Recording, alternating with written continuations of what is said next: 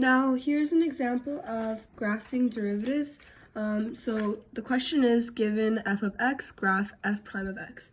And as we already discussed before, or as we've seen in the notes, the derivative is the slope of f of x. So Ms. Knudsen always tells us that you could think like you're riding a roller coaster. So as I'm riding up this roller coaster, this is the slope of my line. So positive slope, positive, 0, negative, negative, negative, 0, things like that. And we're going to try graphing it. So first things first, we want to try calculating the slopes of all the lines that are given here. So we could automatically tell that this is positive, and we could see right 3, up 3. So right here, m equals 1. If you calculate it here, it's down 3, right 1. And for here, that means m equals negative 3. Sorry, my marker's getting a little dirty. We're going to keep going. And then for this, automatically you could tell m equals 0. And we keep going, and you just continuously calculate all the slopes. I'm not going to waste too much time, so it's right here, this line, m equals negative 2. Right here, m equals 1/2.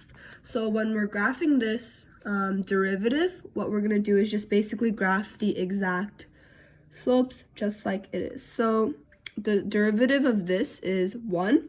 So we would graph f of x equals 1. So from negative 3 to 0, so let's see right here is negative 3 to 0. We know that m is 1, so I do open dot, go all the way here, and it goes to 1. And same for everything else. We could see that from 0 to 1, m is negative 3. So from 0 to 1, we go down to negative 3 and graph that same thing. And on and on and on, and we just keep going. So from 1 to 2, m is 0. From 2 to 3, we could see that m is negative 2. 2 to 3, m is negative 2. And then 4 to 6, m is 1/2. So 4 to 6, m is positive 1/2. That is the final graph of our derivative. So all you have to do is keep in mind that when you're graphing derivative, it's always going to be the slope of a line. Pretend you're riding a roller coaster, positive slope, positive, always going to be positive right here. Negative, always going to be negative. 0, always going to be 0. Just keep in mind.